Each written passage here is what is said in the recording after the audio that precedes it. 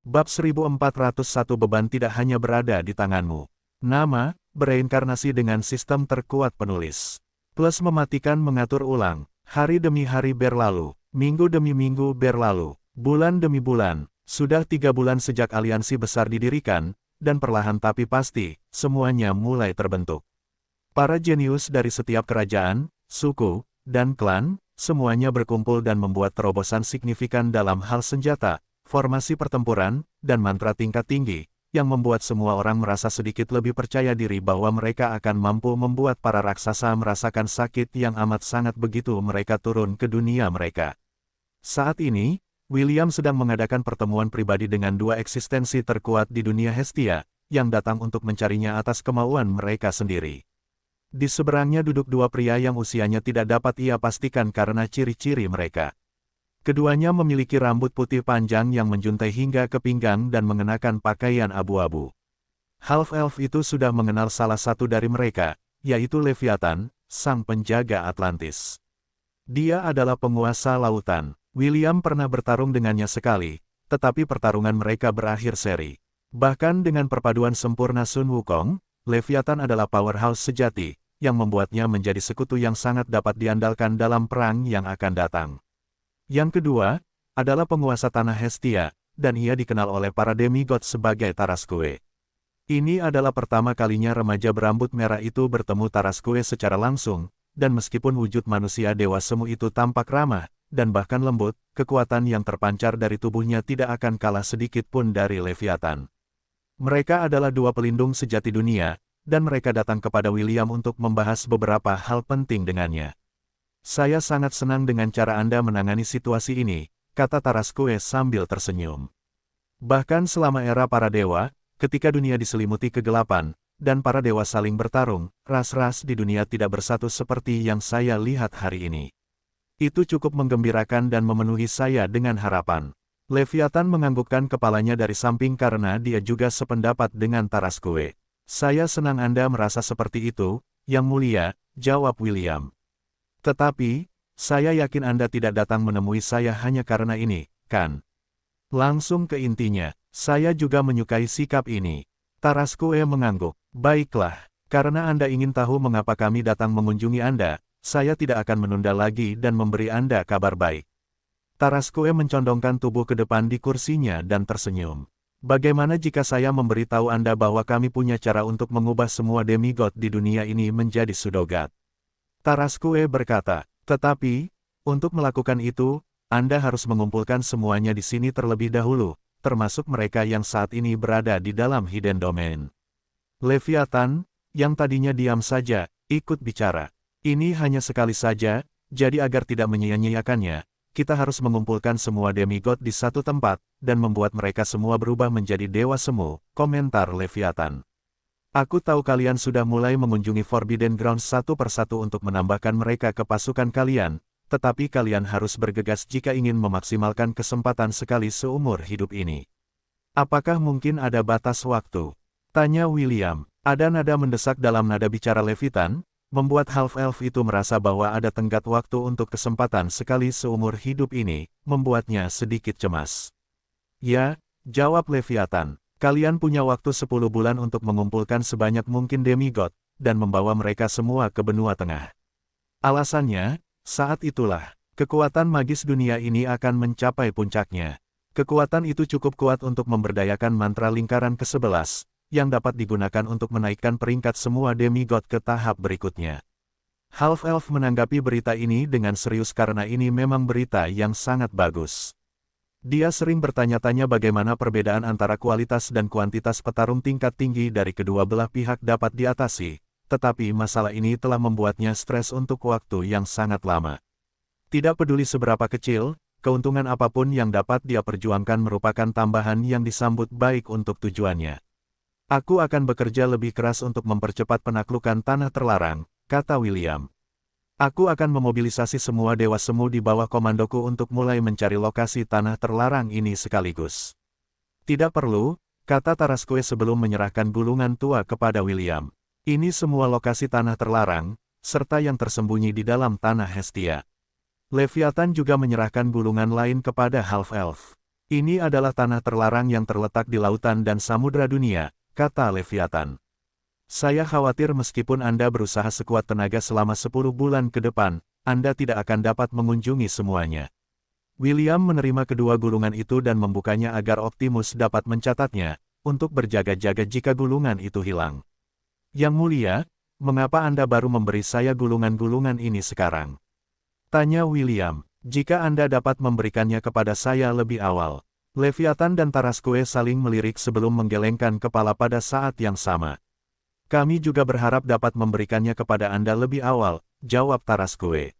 Namun, kami baru saja selesai mengamati seluruh dunia ini hari ini dan mencatat lokasi-lokasi itu di peta.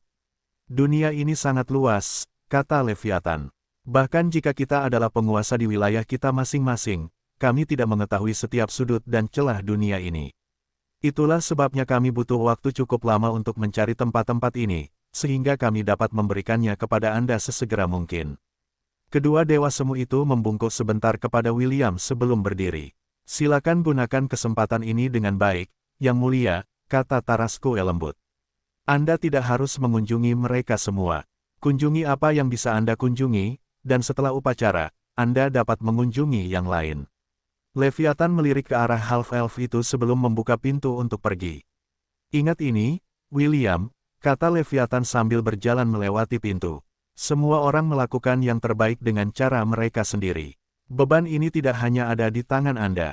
Tarasque tersenyum sambil mengikuti di belakang Leviathan, meninggalkan William untuk merenungkan tindakan selanjutnya. Mereka telah melihat seberapa keras half-elf itu bekerja di balik layar, jadi mereka juga mengambil tanggung jawab untuk bekerja lebih keras, meninggalkannya sebagai hasil dari semua kerja keras mereka sebulan telah berlalu sejak Leviathan dan Tarasque mengunjungi William.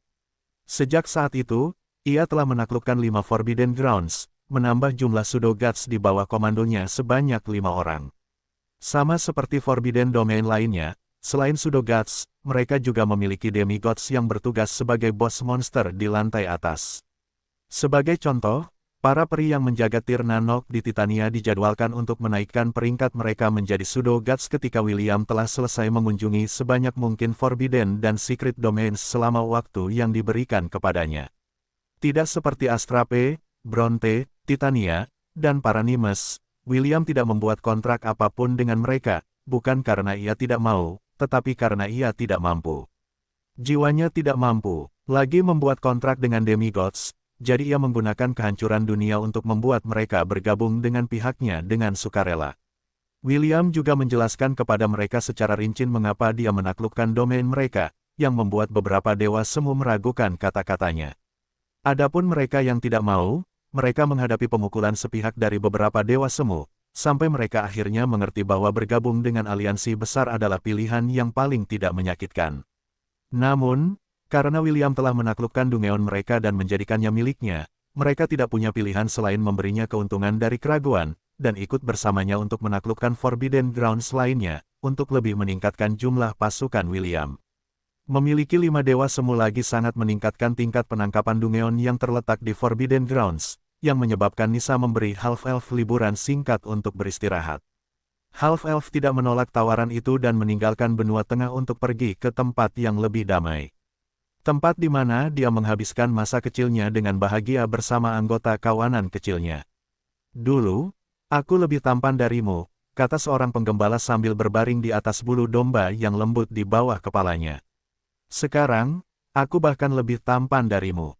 Si half-elf memutar matanya setelah mendengar kata-kata sahabat pertamanya yang sudah lama tidak ditemuinya. Tapi, meskipun aku lebih tampan darimu, aku mendengar rumor bahwa kau sudah memiliki lebih dari 30 istri. Theo, si penggembala yang selalu menemani William setiap kali ia membawa kambing-kambingnya ke padang rumput untuk digembalakan, menopang dirinya dan menatap half-elf dengan mata merah. Aku sangat iri. Theo menggertakkan giginya karena frustrasi. Apakah mereka punya saudara perempuan? Bahkan sepupu pun bisa. Perkenalkan aku. Minggir, bau badanmu seperti domba. William mendorong wajah Theo, yang bernapas seperti naga di wajahnya, menjauh. Theo menepis tangan William dari wajahnya sebelum melotot ke arah half-elf yang telah menjadi pemenang dalam hidup setelah dia meninggalkan Lon. Diam kau, peminum susu. Theo melotot. Itu rahasiamu. Karena kau minum susu kambing saat kau masih muda, kau jadi sangat populer di kalangan wanita. Tidak, bro. Ini semua tentang penampilan. William menggoyangkan jarinya di depan sahabatnya, yang tetap tinggal di London dan menjalani hidupnya dengan damai. Tidak bisakah kau lihat betapa tampannya aku? Bahkan jika kau mandi setiap hari, kau tidak akan mencapai tingkat ketampanan ini seumur hidupmu. Akan menjadi dosa jika para wanita tidak berbondong-bondong mendatangiku. Theo mendecak lidahnya sebelum mengusap wajahnya dengan tangannya. Tidak kusangka kau bahkan menjadikan Putri Ayla sebagai kekasihmu, kata Theo dengan enggan. Aku menyukainya saat itu. Kupikir dia akan menjadi pacarku setelah setahun. Tapi si tua bangka Owen membawanya bersamanya saat dia pergi ke benua tengah. Aku kehilangan kesempatan untuk mengaku. William mengangkat alis sebelum menatap sahabatnya dari ujung kepala sampai ujung kaki. Theo dulunya adalah anak laki-laki yang gemuk saat mereka masih muda. Sekarang, dia adalah seorang pemuda dengan tubuh yang kencang, serta penampilan di atas rata-rata. Sejujurnya, Theo cukup populer di kalangan gadis-gadis muda di London. Tidak akan sulit baginya untuk menemukan seseorang yang dapat menemaninya sepanjang hidupnya. Namun, William tidak menyangka bahwa katak itu telah mencoba memakan angsa, yang telah dimakannya, setelah angsa itu terbang ke benua tengah sebelum mengikutinya ke benua iblis. Maaf bro, tapi kamu tidak punya kesempatan sejak awal, kata William sambil menepuk bahu Theo dengan senyum puas di wajahnya, yang membuat Theo sangat kesal hingga dia menerjang half-elf itu, membuat mereka berdua berguling menuruni bukit rumput. Burung yang bangun pagi akan mendapat cacing yang bangun pagi, keluh Theo saat dia berbaring di tanah sambil terengah-engah setelah pertengkaran singkatnya dengan William. Aku tidak cukup pagi. Dengan ketampananku, aku yakin dia akan berkata ya, jika aku mengaku padanya. Jika kamu bilang begitu, kata William dengan senyum menggoda di wajahnya. Tetap saja, jika kau ingin menikahi Putri, ada banyak di luar sana. Aku yakin kau akan menemukan yang tepat untukmu cepat atau lambat. Theo menggelengkan kepalanya sebelum menatap half-elf itu seolah-olah yang terakhir itu tidak berpengalaman dalam seni cinta. Aku tidak akan jatuh cinta pada orang sembarangan, Theo menepuk dadanya dengan bangga. Itu pasti mirip dengan cinta pada pandangan pertama atau tidak sama sekali. Bagaimana denganmu? Apakah kau menjadikan orang-orang yang kau cintai pada pandangan pertama itu sebagai istrimu? William merenung sejenak sebelum menjawab pertanyaan Theo. Orang pertama yang ia cintai di bumi adalah Belle, yang kini telah menjadi istrinya. Orang yang ia cintai pada pandangan pertama adalah tuannya, Celine. Secara teknis, dia belum menjadi istrinya, tetapi dia telah melahirkan bayinya, membuat sang half-elf menggaruk kepalanya tentang bagaimana tatanan hal-hal telah menjadi kacau. Yah, bisa dibilang, aku berakhir dengan dua gadis yang kucintai pada pandangan pertama, jawab William. Apa, bagaimana bisa ada hal seperti itu? Theo menatap half-elf itu dengan jijik. Dua cinta pada pandangan pertama. Bukankah itu curang? Half-elf itu tertawa karena pembicaraan tentang hal-hal acak ini membuatnya menyadari bahwa meskipun akhir dunia sedang menghampiri mereka, itu tidak akan menghentikan orang-orang Hestia untuk menikmati kesenangan hidup yang sederhana. Tepat saat dia hendak berbicara omong kosong dengan Theo lagi, seberkas cahaya turun beberapa meter darinya. Di sana, Nisa, yang mengenakan kerudung seperti biasa, serta seorang gadis yang sudah lama tidak dilihat William muncul beberapa meter darinya. Salam, Yang Mulia, wanita muda di samping Nisa membungkuk hormat kepada William sebelum mengangkat kepalanya. Aku berencana untuk menunggumu kembali ke Floor Asgard, tetapi Lady Nisa dan aku bertemu di lorong, dan dia memutuskan untuk membantuku menghubungimu. William melirik ke arah wanita cantik bercadar itu, yang hanya menganggukkan kepalanya, sebelum mengalihkan pandangannya ke mantan tunangannya, yang belum pernah dilihatnya lagi sejak terakhir kali mereka bertemu di Misty Sect. Dia tidak lain adalah Rebecca, gadis jenius yang telah memutuskan pertunangannya dengan William, bertahun-tahun yang lalu. William tanpa sadar menundukkan pandangannya untuk melihat dadanya dengan geli.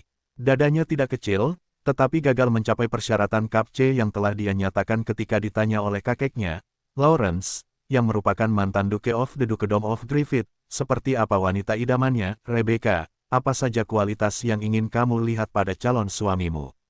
Kakek, kurasa masih terlalu dini bagiku untuk menjawab pertanyaan ini. Memang, kamu masih terlalu muda. Tapi, dengarkan aku, katakan padaku kualitas apa yang kamu inginkan dari suamimu. Baiklah, Pertama, dia harus lebih kuat dariku, kata Rebecca. Kedua, dia harus tampan. Ketiga, dia harus seseorang yang berambisi. Aku tidak suka yang biasa-biasa saja. Ada satu syarat terakhir, kata Rebecca. Dia harus memiliki posisi berkuasa. Tanda pisah tanda hubung tanda hubung tanda hubung tanda hubung tanda hubung tanda hubung. Itulah pemandangan yang muncul di dalam kepala Rebecca setelah dia bertemu kembali dengan half-elf yang telah mencapai puncak yang tidak pernah bisa dia bayangkan dalam waktu singkat saat mereka berpisah. Bertahun-tahun yang lalu, dia benar-benar berpikir bahwa dia terlalu baik untuk seorang gembala yang kotor, yang menghabiskan hari-harinya menggembalakan kambing dan domba di pedesaan. Sampai hari ini, setiap kali murid-murid sekte Misti berbicara tentang William von Ainsworth, mereka akan mengingatnya. Orang yang memutuskan pertunangan mereka, dan bertanya-tanya apakah dia menyesali keputusannya saat itu. Sejujurnya, Rebecca sedikit menyesal, tetapi dia tidak sepenuhnya menyesali keputusannya. Tidak ada yang tahu apa yang akan terjadi di masa depan. Ketika dia memutuskan untuk memutuskan pertunangan dengan William, dia sudah memikirkan kemungkinan William akan melampauinya di masa depan. Meski begitu, dia tetap teguh pada keputusannya. Jika dia diberi kesempatan untuk kembali ke masa lalu, dia akan membuat keputusan yang sama. Bagaimanapun, dia mengerti lebih dari siapapun bahwa half-elf telah menghadapi tantangan yang bahkan melampaui impian terliarnya, untuk mencapai pangkat dan posisi yang sekarang dia miliki. Wanita muda dengan rambut panjang berwarna coklat muda, dan mata hijau, menatap William, yang matanya berwarna sama dengan miliknya. Namun, sedetik kemudian, tatapannya bergerak ke bawah, menatap dadanya, membuat Rebecca mengingat kata-kata yang diucapkan half-elf untuk menggambarkan kekasih idealnya. Tanda pisah tanda hubung tanda hubung tanda hubung tanda hubung tanda hubung tanda hubung. Pertama, dia harus kap C, kata William dengan arogan. Aku tidak akan menerima apapun yang lebih kecil dari itu. Kedua, dia harus memiliki kepala yang baik. Ketiga, dia harus setia. Terakhir, dia harus menjadi wanita cantik yang dapat membawa kehancuran suatu bangsa. Hanya wanita seperti ini yang pantas mendapatkan cinta dan kasih sayangku. Tanda pisah tanda hubung tanda hubung tanda hubung tanda hubung tanda hubung tanda hubung. Dia tidak memenuhi persyaratan pertama, dan dia juga tidak dapat mengatakan bahwa dia memenuhi persyaratan kedua. Bagaimana dengan kesetiaan? Dia bersedia mengabdikan hidupnya kepada seseorang yang telah mendapatkan kepercayaannya. Saat ini, dia belum menemukan orang itu, tetapi dia yakin betul bahwa begitu dia telah memilih seseorang untuk dicintai, dia akan setia tanpa keraguan. Adapun syarat terakhir untuk menjadi wanita cantik yang dapat membawa kehancuran suatu bangsa. Rebecca memang cantik, tetapi kecantikannya tidak mencapai standar Putri Sidoni, Titania, Nissa, Selin, Putri Ayla, atau bahkan Erinis. Di antara istri-istri dan kekasih-kekasih William, para wanita ini memiliki kecantikan yang dapat menumbangkan bangsa-bangsa. Tentu saja, istri-istri dan kekasih-kekasihnya yang lain adalah wanita-wanita yang sangat cantik. 8 dosa mematikan, dan 8 kebajikan surgawi, semuanya cantik dengan caranya sendiri, dan setiap pria di dunia ini akan berjuang untuk memiliki salah satu dari mereka sebagai kekasih mereka. Belle, Wendy, Estelle, Ashe, Lilith, Asedia, dan yang lainnya, terlalu banyak untuk disebutkan. Singkatnya, William tidak kekurangan wanita di haremnya, yang dapat dikatakan sebagai impian semua pria di dunia Hestia. Sudah lama, kata William lembut. Apakah kamu baik-baik saja? Ya, jawab Rebecca. Hidup ini penuh dengan pasang surut, tetapi kita harus terus maju, agar dapat tumbuh sebagai individu. Setelah Nissa membawa Rebecca ke sisi William, si cantik bercadar itu tidak tinggal lama dan kembali ke lantai Asgard. Namun, sebelum pergi, ia menyeret Theo, yang tampak seperti, ini bahan gosip yang menarik pergi. Nissa tahu bahwa keduanya butuh waktu berdua. Ia telah menyelidiki latar belakang William dan memastikan untuk mengingat wajah-wajah, dan nama-nama orang yang dekat dengannya. Di antara mereka yang membuatnya terkesan adalah Rebecca. Ia adalah mantan tunangan William, dan gadis yang memutuskan untuk membatalkan perjanjian pernikahan karena ia merasa William kurang. Nissa tidak dapat menahan tawa setelah membaca informasi ini, dan memastikan untuk selalu mengawasi mantan tunangan William, yang tidak pernah dilihat siapapun selama ratusan bab terakhir. Keheningan canggung terjadi di antara keduanya setelah percakapan singkat itu. Keheningan ini berlangsung selama 5 menit penuh sebelum Rebecca mengambil inisiatif untuk memulai kembali percakapan. Alasan mengapa aku datang ke lantai Asgard adalah untuk mewakili keputusan kolektif para tetua Sekte Misti, kata Rebecca. Kita semua akan berpartisipasi dalam aliansi besar, dan ingin memiliki ikatan yang lebih kuat dengan keluarga Ainsworth. William terkekeh dan menyilangkan lengannya di dada. Aku merasa terhormat karena Sekte Misti bergabung dengan aliansi, jawab William.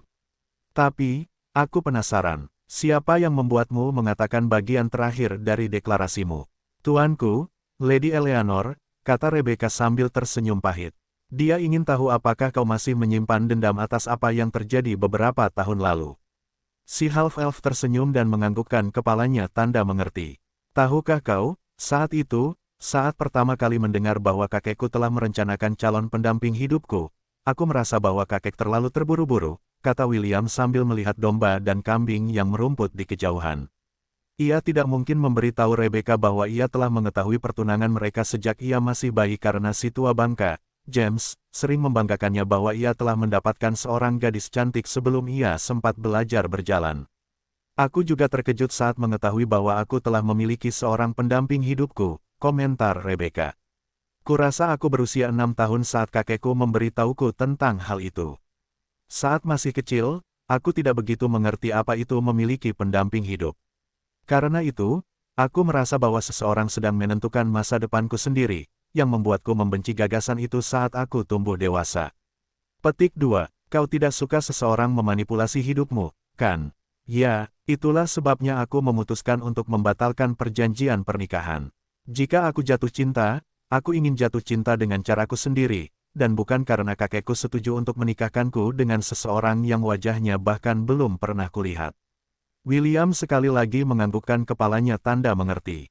Sebenarnya, dia juga membenci gagasan seseorang memaksanya untuk menikahi seseorang yang tidak disukainya.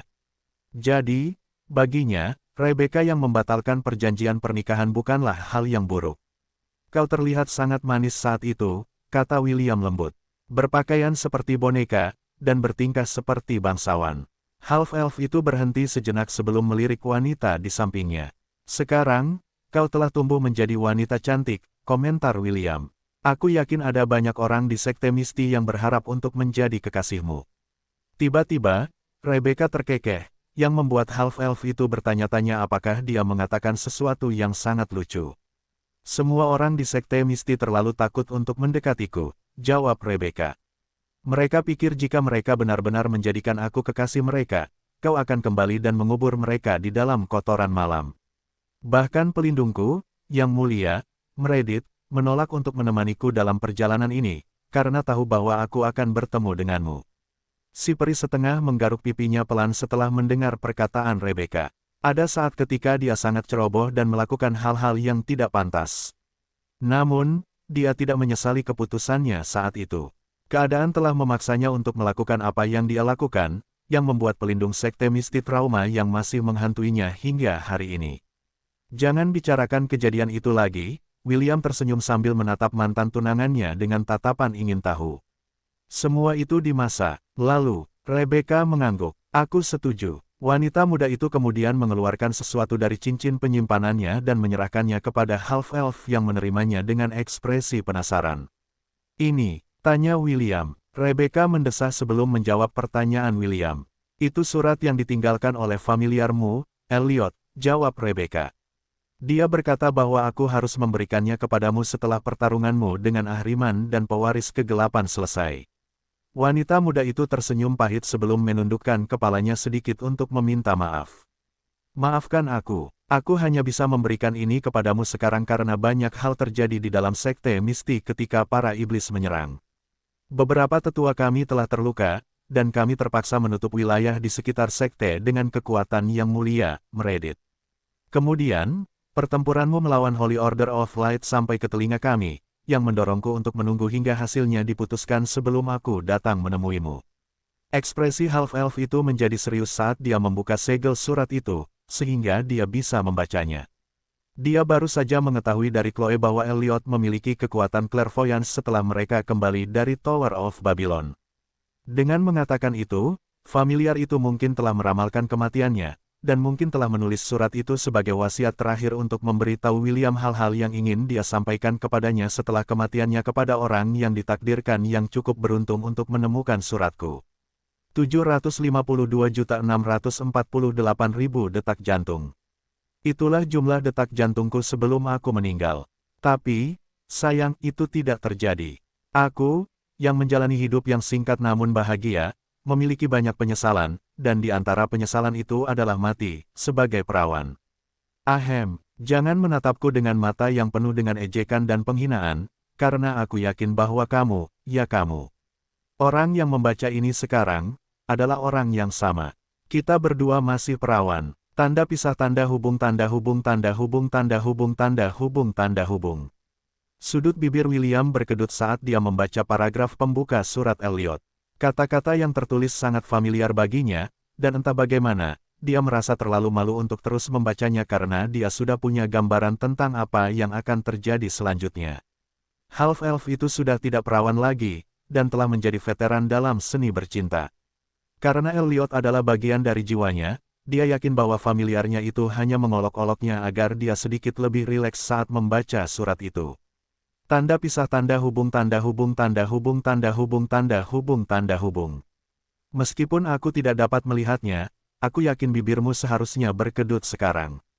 Tidak banyak hal yang dapat kau sembunyikan dariku karena aku tahu segalanya tentangmu. Aku tahu itu sudah lama terjadi, tetapi aku ingin memuji keberanianmu karena berani mencuri celana dalam Selin saat kau masih menjalani pelatihannya di Lon. Tanda pisah tanda hubung tanda hubung tanda hubung tanda hubung tanda hubung tanda hubung. Half-elf itu melipat surat tulisan tangan di tangannya sejenak sebelum melihat ke langit untuk merenungkan makna kehidupan. Rebecca, yang berdiri di sampingnya, bertanya-tanya apa yang tertulis di surat itu karena ekspresi half-elf itu telah berubah berkali-kali hanya dalam waktu singkat. Surat Elliot pasti sangat mendalam, pikir Rebecca. Wajah William agak memerah sekarang. Apakah dia baik-baik saja? Yang tidak diketahuinya adalah bahwa half-elf berencana untuk membakar surat Elliot segera setelah dia selesai membacanya untuk menghapus semua bukti tentang apa yang telah terjadi di masa lalu. Jika Selin, atau salah satu istri dan kekasihnya, tidak sengaja membacanya, mereka mungkin akan menatapnya dengan cara yang aneh, membuat half-elf tidak tahu bagaimana harus bereaksi terhadap tatapan mereka. Setelah mendapatkan kembali ketenangannya, dia sekali lagi membuka surat itu. Dan mulai membaca. Untungnya, Elliot telah berhenti menggodanya dan akhirnya mulai bekerja. Tanda pisah tanda hubung tanda hubung tanda hubung tanda hubung tanda hubung tanda hubung. Pada saat kamu membaca surat ini, aku sudah lama meninggal. Lucu sekali, tahu. Orang-orang berpikir bahwa peramal yang dapat melihat masa depan dapat mencegah hal-hal buruk terjadi sepenuhnya. Tapi, ini tidak benar. Yang paling bisa kita lakukan adalah membantu mengarahkan masa depan ke masa yang lebih baik dengan meletakkan fondasi terlebih dahulu. Mungkin kamu tidak tahu, tapi para raksasa pernah mencoba menyerang Hestia di masa lalu. Aku tidak memberitahumu ini karena ada hal lain yang membutuhkan perhatianmu segera, jadi aku memutuskan untuk menjadikan Rebecca sebagai bawahanku, sekaligus meminta bantuan Chloe untuk mencegah para raksasa datang ke dunia ini lebih cepat. Saat itu, tidak ada seorang pun di dunia yang siap menghadapi mereka. Tidak Malacai yang menjelajahi dunia Hestia untuk mencari sisa-sisa yang tertinggal selama era para dewa yang dapat membantu memenangkan perang melawan penjajah dunia ini. Tidak juga kakek kita, yang mungkin sedang pergi entah kemana, mencari, tidak apa-apa. Ini bukan sesuatu yang bisa kukatakan, tapi ketahuilah bahwa si tua bangka itu melakukan yang terbaik dengan caranya sendiri. Dan, tidak juga kamu, yang masih belum tahu jati dirimu yang sebenarnya. Aku mencoba, aku berusaha keras untuk mencapai titik di mana aku dapat membimbingmu mencapai potensi penuhmu, tapi sayangnya, itu tidak mungkin sekarang. Pertarungan dengan Ahriman seharusnya berakhir dengan kekalahanmu, dan inti dirimu diserap oleh Felix, menjadikannya hegemon sejati dunia ini, menyelimutinya dalam penderitaan dan kegelapan yang tak berujung. Untuk mencegah hal itu terjadi, aku berbicara dengan mereka yang dapat membantu mencegah skenario terburuk terjadi. Kasogonaga dan Conan menyetujui permintaan egoisku, dan telah mempersiapkan diri untuk mengorbankan nyawa mereka demi dirimu. Visi masa depanku berakhir dengan Ahriman, dan aku tidak dapat melihat lebih jauh dari itu, yang hanya berarti satu hal. Itu berarti aku tidak akan ada lagi untuk melihat apakah rencanaku untuk menyelamatkanmu berhasil, atau tidak. Tetap saja, aku percaya kau akan mampu bertahan hidup. Aku juga minta maaf karena aku yakin kau akan mengalami rasa sakit yang luar biasa setelah Conan dan aku meninggal, tetapi rasa sakit adalah hal yang baik. Itu berarti kau masih hidup untuk mengalaminya. Gelombang aku benar-benar berharap bisa melihat bagaimana keadaannya, tetapi jika kau benar-benar membaca surat ini, itu berarti semuanya baik-baik saja, dan pengorbanan kita tidak sia-sia. Will, atas nama Conan, kami ingin mengucapkan terima kasih karena telah membawa kami ke dunia ini. Hidup kami singkat, tetapi menyenangkan. Aku sangat senang telah menjadi teman dan keluargamu. Meskipun aku melakukan sesuatu di belakangmu, ketahuilah bahwa aku melakukannya demi dirimu, dan demi dirimu sendiri. Tahukah kamu, aku mengaku pada Chloe, tetapi dia menolakku. Aku tidak percaya seseorang setampan dan sehebat aku ditolak. Tetapi, itu artinya orang yang dia pilih lebih baik daripada aku, bukan? Pastikan untuk memperlakukannya dengan baik, karena dia sangat mencintaimu. Rebecca mungkin juga orang yang sombong, tetapi dia tidak jahat. Dia membuat pilihan saat itu, mengetahui bahwa masa depan tidak pasti. Maksudku, akan sangat disayangkan jika ada pria lain yang mendekatinya. Jadi, karena kamu adalah mantan tunangannya, bisakah kamu menambahkannya ke haremmu juga? Aku yakin kakek dan temannya, Lawrence, akan senang dengan hasil ini. Tentu saja, kamu bebas menolak lamaran ini. Lagi pula, aku tidak ingin memaksamu melakukan apapun yang tidak ingin kamu lakukan. Aku bahkan tidak bisa membayangkan seperti apa dunia ini setelah kamu membaca suratku. Ini, aku cukup yakin bahwa jika kamu berhasil selamat dari Ahriman dan Felix, kamu akan berhadapan dengan para raksasa.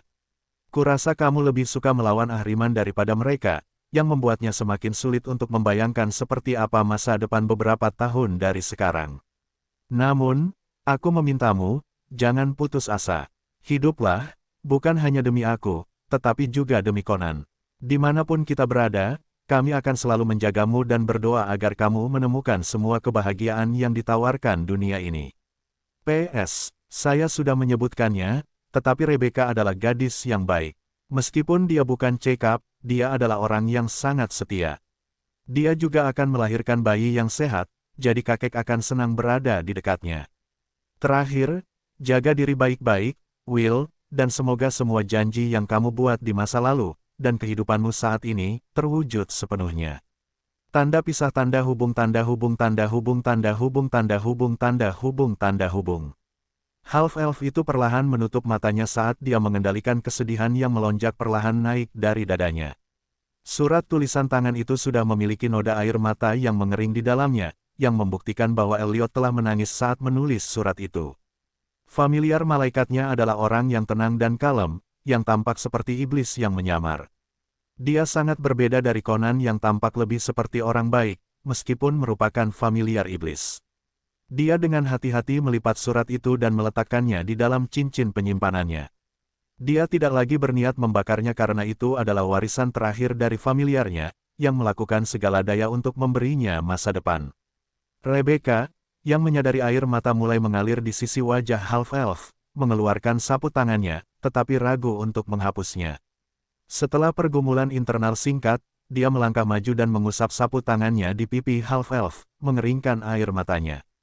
Meskipun hubungannya dengan William lebih seperti kenalan, daripada teman, kesedihan yang berasal dari half-elf telah menggerakkan hatinya, membuatnya mengambil langkah berani untuk mengulurkan tangan, dan menyeberangi celah yang telah memisahkan mereka berdua, sejak hari ketika dia memutuskan untuk memutuskan perjanjian pernikahan yang telah dipaksakan padanya, terlepas dari keinginannya. Merasakan sapu tangan lembut menyentuh wajahnya, half-elf membuka matanya dan menatap Rebecca dengan kesedihan mendalam yang tampaknya datang dari lubuk hatinya yang terdalam. Maaf, tapi bisakah kau meminjam bahumu sebentar?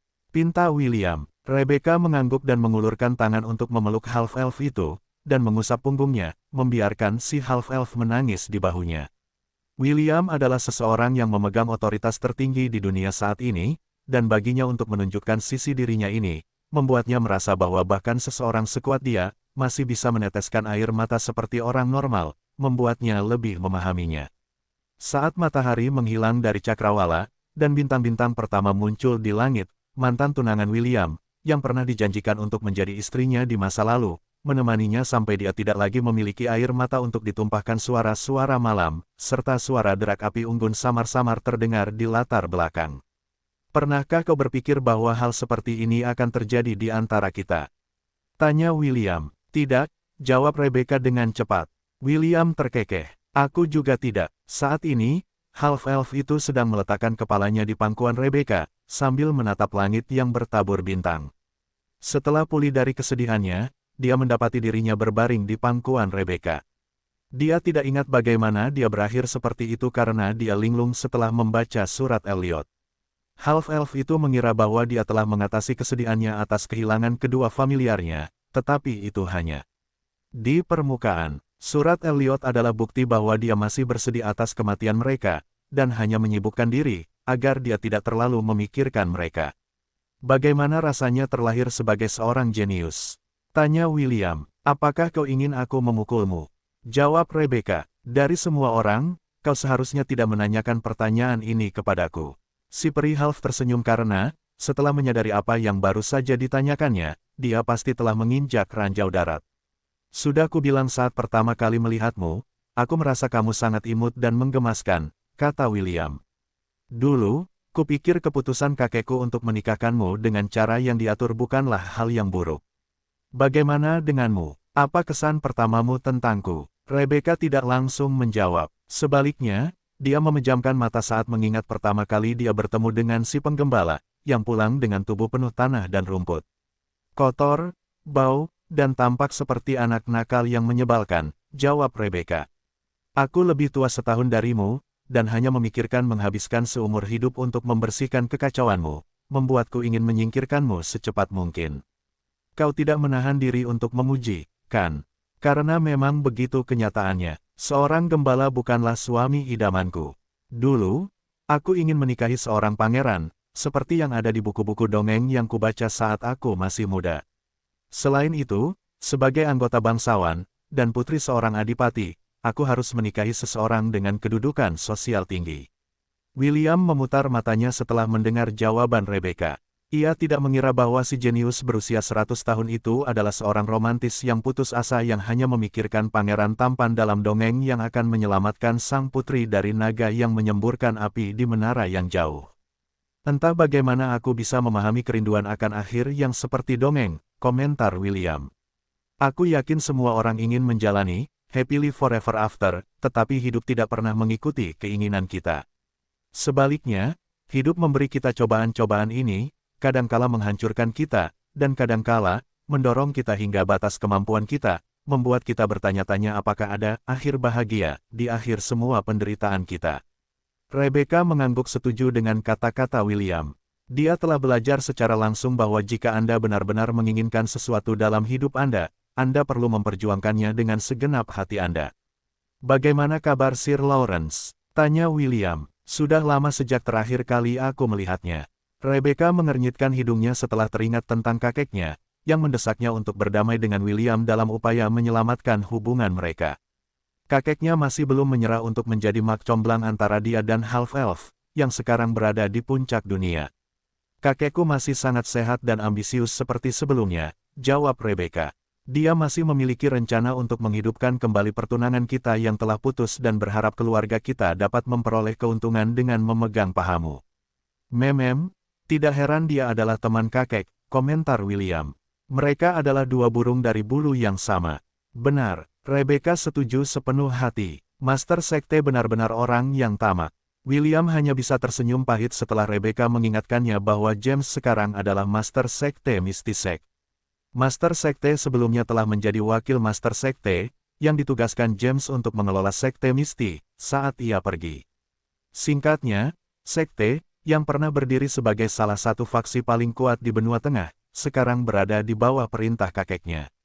William masih tidak tahu bagaimana kakeknya berhasil melakukannya, tetapi mengenal James, yang terakhir pasti dapat menipu orang bahkan jika mereka tahu bahwa mereka sedang ditipu. Berapa banyak istri yang kamu miliki saat ini? Rebecca tiba-tiba mengajukan pertanyaan yang tidak diharapkan William akan ditanyakannya. Sudah menikah secara resmi? Tanya William balik. Ya, sekitar 5. Istri resminya hanya Wendy, Ashley, Chiffon, Putri Sidoni, dan Belle. Ini mengingatkan half-elf itu bahwa masih ada beberapa orang yang dijanjikannya untuk dinikahi, tetapi saat ini, bukan saatnya untuk melakukannya. Awalnya, ia berencana untuk menikahi Estelle dan Lilith setelah kembali ke benua tengah dari bumi, tetapi banyak hal terjadi, mencegahnya untuk mengikuti rencana ini. Bahkan sekarang, setelah si cantik berambut perak itu terbebas dari kutukan, dan selalu bersamanya, dia masih belum bisa menemukan waktu yang tepat untuk menyelenggarakan pernikahan untuknya. Lilith juga menunggunya, dan dia tahu bahwa dia hanya perlu mengucapkan kata itu dan seluruh kekaisaran Ainsworth akan menggerakkan gunung untuk mempersiapkan pernikahan besar yang akan dikenang dalam sejarah. Half-elf itu juga mengingat elf malas yang tidur di mata air kehidupan, yang terletak di akar pohon dunia. Dia berencana menikahi Asedia juga, membuatnya mulai menghitung dengan jarinya. Dia telah berjanji kepada Belle bahwa dia hanya akan memiliki 9 istri dan kekasih, tetapi jumlah wanita di sekitarnya telah melampaui jumlah itu. Dengan 3 wanita yang pasti akan dinikahinya, jumlah istri sekarang telah naik menjadi 8. Lalu, ada Katie, yang telah menyatakan dirinya sebagai istri ke-9-nya. Orang terakhir yang ingin dinikahinya adalah Celine, menutup jumlah istri menjadi 10, yang merupakan rencana awalnya. Tetapi sekarang, rencana itu tidak mungkin lagi. Kamu memiliki begitu banyak wanita, komentar Rebecca. Dan, kamu hanya memiliki 5 istri. Apakah kamu berencana untuk memiliki lebih banyak? Dia telah memperhatikan bahwa William menghitung dengan jarinya dan menganggapnya cukup lucu. Ya, desah William saat dia berhenti menghitung dengan jarinya dan hanya meletakkan tangannya di sisi tubuhnya. Aku berencana untuk bertanggung jawab atas semuanya. Apakah kamu berencana untuk menjadi raja harem sejak awal? Aku tidak memilih kehidupan harem yang memilihku. Rebecca hanya bisa tersenyum mendengar jawaban William. Apapun yang ingin William lakukan dalam hidupnya, Rebecca tidak punya hak untuk ikut campur dalam urusan William. Begini, Rebecca, jika aku mengajukan pertanyaan hipotetis kepadamu, kata William. Bisakah kamu memberiku jawaban hipotetis? Rebecca mengangkat sebelah alisnya, tetapi akhirnya mengangguk. Apakah kamu akan menikah dengan orang sepertiku? Tanya William. Tubuh Rebecca menegang karena dia tidak menyangka pertanyaan hipotetis William akan seperti ini. Beberapa menit hening berlalu sebelum wanita muda itu memberikan jawabannya. Malam itu, di bawah langit bertabur bintang itu, 2 orang berbaring di rerumputan, dan mencari bintang jatuh, yang jejak cahayanya terbang cepat menembus langit yang jauh 3 hari setelah William bertemu Rebecca. Half-elf itu kembali ke Kekaisaran Ainsworth untuk melanjutkan tujuannya mengunjungi sebanyak mungkin Forbidden Grounds. Rebecca juga kembali ke Mystisek untuk menangani beberapa hal yang diminta William darinya, yang memungkinkan half-elf itu untuk fokus pada hal-hal yang membutuhkan perhatiannya segera. Namun, begitu dia tiba di istana kerajaan, dia mendapati seseorang menunggunya, yang tidak dia duga akan dia temui saat ini. Selamat datang di rumah, sayang. Seorang wanita yang penampilannya sedikit di atas rata-rata mengulurkan tangan untuk memeluk William sebelum mendaratkan ciuman di pipinya.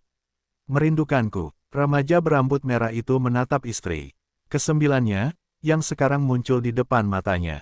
Ya, aku merindukanmu, Katie. William menjawab sambil menatap wanita yang mewakili kebajikan surgawi ke-8 harapan. Apa yang kamu lakukan di sini? Bu, bukankah kamu seharusnya membalas ciumanku? Katai cemberut. Yah, aku tidak bisa menciummu begitu saja, tahu. William menjawab, terutama saat kau berbagi tubuh itu dengan orang lain. Kau mengatakan itu sekarang, tapi kita sudah melakukan lebih banyak hal daripada sekadar berciuman, ingat. Ini, itu. Selain itu, lebih baik tidak memaksakan masalah ini demi menghargai perasaan mereka juga, kan? Alih-alih cemberut lagi, Katie tersenyum setelah mendengar jawaban half-elf itu. Dia dan William tahu bahwa Vesta, Pearl, Priscilla, dan Amelia, masih belum terlalu nyaman saat berhubungan intim dengannya. Jadi half-elf itu menahan diri untuk tidak melakukan hal-hal seperti berciuman, sejak terakhir kali mereka berdua bertemu. Tapi, William tidak keberatan menghisap darah Katie karena darahnya benar-benar terlalu kuat untuk ditolak. Di antara para kekasihnya, Virtuous Lady of Hope memiliki darah yang paling lezat, dan dia bisa minum sepuasnya tanpa khawatir. Baiklah, aku akan kesampingkan fakta bahwa kau tidak akan menciumku untuk saat ini, komentar Katie. Tapi, apakah kau lupa tentang beberapa hal penting lain yang telah kau tunda?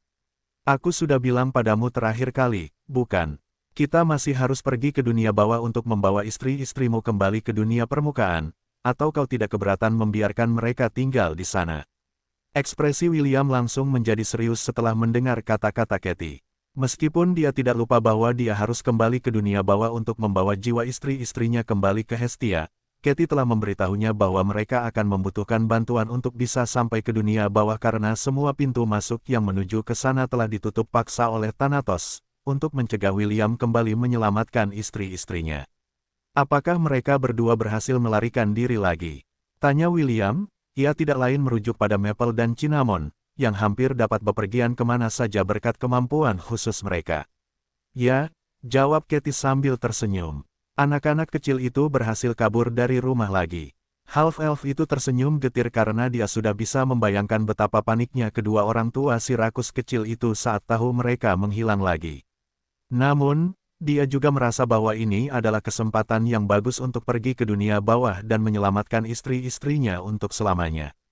Haruskah aku membawa beberapa dewa semu? Tanya William. Dia tahu bahwa Thanatos akan mempersulitnya, dan ada kemungkinan besar dia dan Dewa Kematian akan bertengkar. Konyol, kalau kau melakukan itu, sama saja dengan menyatakan perang padanya. Katie memutar matanya ke arah half-elf yang berencana membawa orang-orang kuatnya untuk berhadapan dengan Dewa Kematian. Dia hampir tidak menoleransi keberadaanmu. Menambah bahan bakar ke dalam api tidak akan ada gunanya bagimu. Satu-satunya orang yang perlu kau bawa tidak lain adalah Erinis. Karena kau butuh seseorang untuk membantumu bergerak di domainnya, orang terbaik untuk membantumu tidak lain adalah seorang ferryman dari dunia bawah. William menganggukkan kepalanya tanda mengerti. Dunia bawah memiliki banyak lapisan, dan ada aturan ketat tentang bagaimana seseorang dapat melintasinya. Kehadiran Erinis di sekitarmu seperti memiliki seorang supervisor yang membimbingmu ke dalam kantor mereka, yang akan jauh lebih mudah daripada William yang mencoba memaksa masuk. Jangan khawatir, kali ini, kami akan menggunakan metode khusus untuk menyelinapkanmu ke dalam tanpa diketahui oleh bos besar bahwa kau ada di sana, kata Katie. Tentu saja, masih ada kemungkinan dia akan mengetahuinya. Namun, ketika itu terjadi, aku ingin kau tetap tenang dan berbicara kepadanya dengan sopan. Jangan pernah menggunakan kekerasan terhadapnya. Itu adalah Dewa Kematian, kau tahu. Dia disebut Dewa Kematian karena suatu alasan. William hanya bisa tersenyum pahit kepada Katie. Ketika dia meninggalkan dunia bawah, dia merasakan tatapan penuh amarah dari Thanatos saat dia melangkah ke tangga yang akan memungkinkannya untuk kembali ke dunia permukaan. Beberapa bulan telah berlalu sejak kejadian itu, dan dia berharap bahwa Dewa Kematian telah mendinginkan kepalanya, dan akan menunjukkan sedikit belas kasihan kepadanya saat dia menyelinap ke dalam domainnya. Jadi, di mana kedua pembuat onar kecil itu? Tanya William. Terakhir kali, dia pergi ke bumi bersama para kekasihnya untuk menemukan Maple dan Cinnamon. Karena Katie mengatakan kepadanya bahwa keduanya sekali lagi pergi dari rumah, dia berharap untuk menemukan kedua rakus kecil itu berkeliaran mencari sesuatu yang enak untuk dimakan. Melihat ekspresinya, Katie sudah mengerti apa yang dipikirkan half-elf itu, membuatnya tersenyum. Kita tidak perlu mencari jauh-jauh untuk menemukan mereka, jawab Katie. Mereka saat ini berada di benua iblis, dan tinggal bersama sepupumu, Eve, di kuil para dewa. William mendesah dalam hati karena ia berpikir bahwa ia harus kembali ke bumi lagi untuk mencari Maple dan Cinnamon. Jembatan Bifrost telah menetapkan koordinatnya ke bumi, tetapi koneksi antara kedua dunia tersebut masih belum stabil, jadi William tidak ingin mengambil risiko pergi ke sana untuk sementara waktu. Karena kedua orang rakus itu hanya berada di benua iblis, tidak butuh waktu lama bagi William, begitu juga Katie, untuk tiba di kuil para dewa tempat sepupunya, Eve. Saat ini tinggal ketika William tiba di kuil, dia mendapati Maple dan Cinnamon sedang bermain kartu dengan Eve dan monyet bertelinga 6. Permainan yang mereka berempat mainkan adalah Old Maid, dan dilihat dari keadaannya, monyet bertelinga 6 tampaknya berada di pihak yang kalah. Half-elf itu bahkan tidak perlu memikirkan bagaimana ini bisa terjadi karena dia yakin bahwa dewa semu itu sengaja kalah untuk menghibur ketiga gadis itu, yang menatapnya dengan tatapan menggoda. Beberapa menit kemudian, permainan berakhir dengan monyet bertelinga 6 yang tampak menyedihkan, sementara Maple dan Cinnamon bertepuk tangan dengan gembira karena mereka adalah orang pertama yang menyelesaikan permainan. Sepupu, Eve, yang akhirnya merasakan kehadiran William, berdiri dan berjalan ke arahnya sambil tersenyum. Sudah lama aku tidak melihatmu. William tersenyum dan memeluk Eve sebelum mengecup keningnya. Aku cukup sibuk akhir-akhir ini, jawab William. Bagaimana denganmu? Apakah akhir-akhir ini kamu tidak terlalu banyak bekerja? Tidak, semua orang di kuil bersikap baik padaku, komentar Eve. Juga, perubahan kebijakan terkini benua iblis yang dibuat oleh kakak Nisa diterima dengan baik oleh suku iblis, membuat semua orang merasa tenang saat mereka fokus pada perang yang akan datang melawan para raksasa. William menganggukkan kepalanya tanda puas karena Nisa benar-benar telah berusaha keras untuk memastikan bahwa alam iblis tidak akan lagi dilanda pertikaian sipil. Eve juga sangat dicintai dan dihormati oleh para iblis. Dengan monyet bertelinga 6 yang menjaganya, tidak seorang pun yang waras akan berani menyentuh sehelai rambutnya, atau mereka akan menghadapi murka Dewa Semu, yang hanya bertindak seperti orang bodoh dan pecundang di permukaan. Apakah kamu datang untuk mapel dan kayu manis? Eve bertanya sambil melirik kedua gadis kecil yang juga berjalan mendekati William dengan wajah penuh harap. Ya, William mengangguk sebelum mengalihkan perhatiannya ke kedua gadis berambut merah muda yang sedang dibelai oleh Katie. Apakah kalian berdua sudah menjadi gadis baik sejak terakhir kali kita bertemu? Aku selalu menjadi gadis baik, jawab Maple. Cinnamon selalu menjadi gadis baik, jawab Cinnamon. William tersenyum karena di matanya, kedua anak pembuat onar itu memang gadis baik. Dalam hati, ia memanjatkan doa dalam hati kepada ibu mereka yang khawatir, yang masih belum terbiasa melihat kedua putrinya tiba-tiba menghilang dari waktu ke waktu.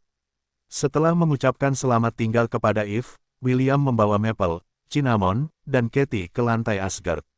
Katie berkata bahwa akan lebih baik untuk membuka portal menuju dunia bawah di dalam menara Babilonia karena mantra yang akan ia ucapkan akan membutuhkan tempat yang tidak akan diketahui oleh para dewa. Menara Babilonia adalah salah satu tempat seperti itu. Wanita muda itu mengukir beberapa kata rahasia saat dia menciptakan lingkaran sihir yang akan digunakan Maple dan Cinnamon sebagai platform untuk membuka portal. Mantra yang akan diucapkan Katie akan menyembunyikan keberadaan William, Erinis, dan kedua gadis itu saat mereka memasuki domain orang mati. Sangat mustahil untuk memasuki dunia bawah tanpa diketahui oleh dewa yang mengaturnya. Namun, karena Katie mewakili harapan, dia memiliki kekuatan untuk sementara waktu mengelabui dewa kematian, yang memungkinkan half-elf dan yang lainnya menyelinap tanpa terdeteksi. Ingat ini, kata Katie saat dia selesai membuat lingkaran sihir. Mantra ini tidak akan bertahan lama. Ada kemungkinan Thanatos akan dapat mendeteksi kalian semua begitu kalian memasuki domainnya. Dia telah bersiap untuk kemungkinan bahwa kalian akan menemukan cara untuk menyelinap melewati blokadenya, jadi berhati-hatilah. Aku sudah menyuruhmu untuk membicarakan semuanya dengannya, tetapi ada kemungkinan dia tidak akan mendengarkan alasanmu, atau alasan-alasanmu. Katie kemudian melemparkan 3 botol kosong ke half-elf, yang ditangkap dengan mudah oleh half-elf menggunakan sihir angin. Kalian dapat menyimpan jiwa istri kalian di sana, Katie menjelaskan. Kalian tidak perlu mencari Selin. Dia tidak terikat oleh aturan dunia bawah karena dia adalah bagian dari makhluk hidup. Dewi pelindungnya telah menjaganya, jadi itu berarti satu beban di pundak kalian berkurang. Ekspresi Katie menjadi serius saat dia menatap half-elf, yang memiliki ekspresi penuh tekad di wajahnya. Maple dan Cinnamon dapat membuka portal untuk masuk dan keluar dari dunia bawah, jadi apapun yang terjadi, lindungi mereka dengan cara apapun, kata Katie. Jika tidak ada pilihan lain selain melawan Thanatos, ingatlah ini, jangan biarkan ditskite miliknya mengenai kalian apapun yang terjadi. Karena saat itu terjadi, jiwa kalian akan terbelah menjadi 2, yang mirip dengan kematian abadi. Tubuh Katie bersinar sebentar saat dia membatalkan penyatuan dengan gadis-gadis lainnya. Namun, sebelum dia menghilang sepenuhnya, half-elf itu mendengar dorongan semangatnya. Semoga keberuntungan selalu menyertaimu. Itulah hal terakhir yang diucapkan Katie sebelum tubuhnya berubah menjadi partikel cahaya. Sesaat kemudian, 7 wanita berdiri di hadapan William, menatapnya dengan ekspresi berbeda di wajah mereka. Melalui Katie, mereka tahu bahwa remaja berambut merah itu berencana pergi ke dunia bawah untuk menyelamatkan jiwa istri-istrinya. Tindakan keberanian ini menggerakkan mereka, dan bahkan Pearl, yang paling membenci William di antara 7 gadis yang mewakili Hope, menatap half-elf yang akan menghadapi dewa kematian dengan mata baja. Apakah kamu tidak takut? Tanya Pearl. Ya, jawab William. Tapi, Tidak ada yang lebih menakutkan bagiku selain menjalani sisa hidupku tanpa wanita-wanita yang mencintaiku dengan sepenuh hati di sisiku. Jika aku harus pergi ke neraka dan kembali lagi agar kita bisa bersama lagi, biarlah. Tiba-tiba, Khaled berlari ke arah William dan memeluknya. Hati-hati, kata Khaled lembut. Ingatlah bahwa ada orang lain yang mencintaimu, dan sedang menunggumu untuk kembali. Memem, jawab William sambil menepuk punggung Khaled pelan. Aku akan kembali, aku janji. Erinis tersenyum saat dia berjalan ke arah William dan memegang tangannya. Jangan khawatir, kata Erinis. Aku akan melindungimu dari ayah. Si half-elf ingin tertawa setelah mendengar kata-kata si cantik bagai boneka.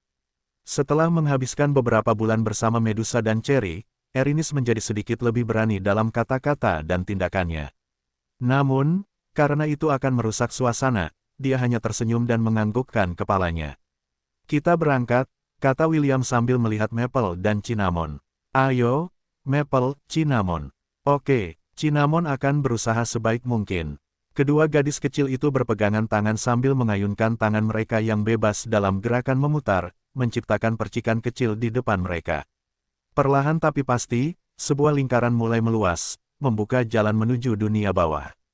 Setelah berbulan-bulan berpisah, William akan sekali lagi memasuki tanah kematian dan, kali ini, ia tidak akan kembali sampai jiwa istri-istrinya yang tercinta kembali dengan selamat di sisinya. Tidak ada yang berubah, Erinis bergumam sambil melihat sekelilingnya. Benar, William setuju. Kelihatannya sama seperti saat kita pergi. Saat mereka memasuki dunia bawah, keduanya mendapati diri mereka berada di dalam rumah Erinis, yang terletak di sebuah pulau kecil, dikelilingi oleh sungai-sungai api. Desahan kecil keluar dari bibir si cantik bak boneka sebelum menatap William dengan ekspresi penuh tekad di wajahnya. Ayo pergi, kata Erinis sambil berjalan menuju pintu. Semakin cepat kita pergi, semakin cepat kita bisa kembali. William mengangguk, dan memegang tangan Maple dan Cinnamon sebelum mengikuti Erinis keluar rumah. Erinis adalah seorang tukang perahu dunia bawah, dan memiliki kapal terbangnya sendiri yang dapat melintasi domain kematian tanpa hambatan. Meski begitu, dia memutuskan untuk bermain aman dan memberitahu semua orang untuk tetap berada di kabin, karena dia mengendalikan kapal sambil duduk di tempat tidur. Maple dan Cinnamon duduk di sampingnya, sementara William bersandar di dinding. Tujuan pertama mereka adalah Glutonis Paradise tempat Chiffon saat ini menginap. Karena William sudah pernah ke sana sebelumnya, dia tidak perlu lagi mengumpulkan poin untuk membeli tiket yang akan memungkinkan pembeli melewati lingkaran neraka ketiga, tempat istrinya yang berambut merah muda sedang menunggunya. Kapal terbang itu bergerak tanpa hambatan, dan dengan mudah mencapai tujuan mereka. Namun, Erinis dan William mengerutkan kening setelah melihat ratusan monster bersenjata menjaga gerbang Glutonis Paradise, yang jumlahnya lebih banyak dari yang pernah mereka lihat sebelumnya. Erinis melirik half-elf, dan yang terakhir hanya menggelengkan kepalanya tanpa daya. Kita tidak bisa memberitahu mereka, kata William. Aku yakin saat mereka membunyikan alarm, ayahmu akan segera muncul dan semuanya akan menjadi kacau. Erinis setuju dengan kata-kata William, tetapi ini adalah satu-satunya pintu masuk yang mengarah ke istana yang ingin mereka masuki. Mengenal ayahnya, si cantik bagai boneka tahu bahwa saat sebuah perahu terbang, atau seorang tukang perahu dari dunia bawah muncul, dan mencoba masuk, para penjaga akan segera bergerak untuk menangkap mereka. Pasti ada cara lain, gumam Erinis sambil menyipitkan matanya. William juga memeras otaknya untuk mencari cara lain yang bisa mereka gunakan untuk memasuki istana, yang terbuat dari permen, tanpa terdeteksi. Namun, tidak peduli seberapa banyak dia berpikir, tidak ada jawaban yang datang. Tiba-tiba, keduanya mendengar pertanyaan menggemaskan yang datang dari salah satu dari dua gadis berambut merah muda, yang saat ini sedang menemani mereka dalam operasi penyelamatan. Apakah ada semacam masalah? Tanya Maple. Mengapa kita tidak masuk ke dalam kastil? Erinis melirik ke arah Maple dan tersenyum. Kita tidak bisa masuk karena ada monster yang menjaga gerbang, jelas Erinis. Lalu, mengapa tidak memasukinya di lokasi yang berbeda? Maple bertanya dengan nada polos. Karena tidak ada tempat lain untuk masuk, jawab Erinis. Cinnamon, yang sedang sibuk memakan gummy bear, memiringkan kepalanya dengan bingung. Terakhir kali kita ke sini, kita tidak melewati gerbang, kata Cinnamon sebelum melirik adiknya. Kita tidak memasuki gerbang, kan? Maple menggelengkan kepalanya dengan tegas. Mengapa kita harus memasuki gerbang? Gerbangnya bahkan tidak terlihat lesat. Benar, aku tidak suka makan baja. Rasanya hambar, dan sisa rasanya juga tidak enak. Dindingnya terasa lebih enak. Rasanya seperti kue Graham. William dan Erinis, yang telah memikirkan cara untuk memasuki istana kerakusan, keduanya menatap kedua gadis kecil itu dengan kaget. Mereka tidak pernah berpikir bahwa ada metode ini untuk melewati para penjaga, dan itu membuat mereka merasa bahwa mereka telah mengabaikan sesuatu yang penting. Benar sekali, gumam William. Hampir semua yang ada di lingkaran ketiga dunia bawah bisa dimakan. Erinis mengangguk dan bahkan merasa malu karena telah mengabaikan hal yang begitu sederhana. Alasan mengapa dia melupakan masalah ini adalah karena dia dan William tidak bisa makan apapun di lingkaran ketiga neraka, terutama half-elf, yang tidak akan bisa meninggalkan dunia bawah jika dia memakan apapun di dalamnya. Hanya mereka yang bersalah atas dosa kerakusan yang akan mampu menelan rasa manis, pahit, asin, pedas, dan sensasi lain yang luar biasa yang dibawa oleh makanan yang ada di lingkaran ketiga. Meskipun makan melalui dinding terdengar sederhana, itu tidak dapat dilakukan oleh orang biasa, membuat half-elf dan si cantik seperti boneka memandang kedua rakus kecil itu seolah-olah mereka telah membawa pembantu elit untuk membantu mereka menyusup ke lingkaran ketiga neraka. Tanpa membuang waktu, kapal terbang itu terbang ke tepi gerbang yang melindungi istana manisan. Tidak ada kapal terbang yang mampu terbang melewatinya karena penghalang tak terlihat telah dipasang. Hanya mereka yang diberi izin tegas oleh Dewa Kematian yang dapat mengabaikan aturan ini, dan Erinis yakin bahwa semua haknya telah dicabut oleh ayahnya saat dia meninggalkan dunia bawah bersama half-elf, yang telah mengusir kesepian di hatinya. Terakhir kali rasanya seperti kue Graham, sekarang rasanya seperti puding, komentar Maple sambil mengambil segenggam kue dan memakannya. Cinnamon suka puding, komentar Cinnamon. Bolehkah aku mulai makan sekarang? Maple mengangguk. Mari kita sisakan sedikit ruang untuk hidangan penutup nanti. Cinnamon setuju. Kedua gadis berambut merah muda itu kemudian menghadap ke dinding dan membuka mulut mereka secara bersamaan. Sesaat kemudian, dinding yang terbuat dari permen itu mulai pecah dan terbang ke arah mulut mereka. Blokade yang kokoh itu runtuh dengan mudah di hadapan dua orang rakus, yang nafsu makannya sama tak berdasarnya dengan ibu mereka, yang membawa dosa kerakusan. Hanya butuh beberapa detik sebelum sebuah lubang besar muncul di depan mereka. Terima kasih, Maple, Cinnamon, kata William. Kalian bisa berhenti makan untuk saat ini. Kalian bisa makan lebih banyak nanti. Mendengar pengingat dari half-elf, kedua gadis itu berhenti makan dan memberinya dua senyuman polos, yang membuat Erinis menggelengkan kepalanya tak berdaya. Jika dia tidak tahu apa yang bisa dilakukan kedua gadis kecil itu, dia mungkin akan merasa sangat sulit untuk mempercayai pemandangan yang baru saja disaksikannya. Ayo pergi, kata Erinis. Kita akan menggunakan metode ini saat kita menerobos istana. Meskipun tidak terlihat seperti itu, ada manusia kue jahe yang menjaga lorong-lorong. Satu teriakan dari mereka, dan yang lainnya akan waspada. Aku suka manusia kue jahe, komentar Maple sambil berjalan sambil memegang tangan William. Rasanya sangat enak. Cinnamon juga menyukainya, kata Cinnamon. Yang terakhir ku makan agak berisik. Ia berteriak tepat sebelum masuk ke mulutku. William dan Erinis berpura-pura tidak mendengar komentar kedua gadis itu. Keduanya mengucapkan doa dalam hati untuk manusia kue jahe yang menyedihkan itu, yang akan cukup sial untuk menghalangi jalan mereka.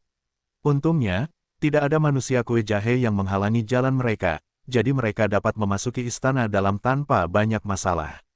Tepat saat mereka berempat diam-diam menuju ke teratai putih raksasa, yang mengapung di sungai neraka, tempat yang mereka yakini sebagai tempat Chiffon berada saat ini, sebuah suara menggoda terdengar di telinga mereka, membuat mereka berempat hampir melompat ketakutan.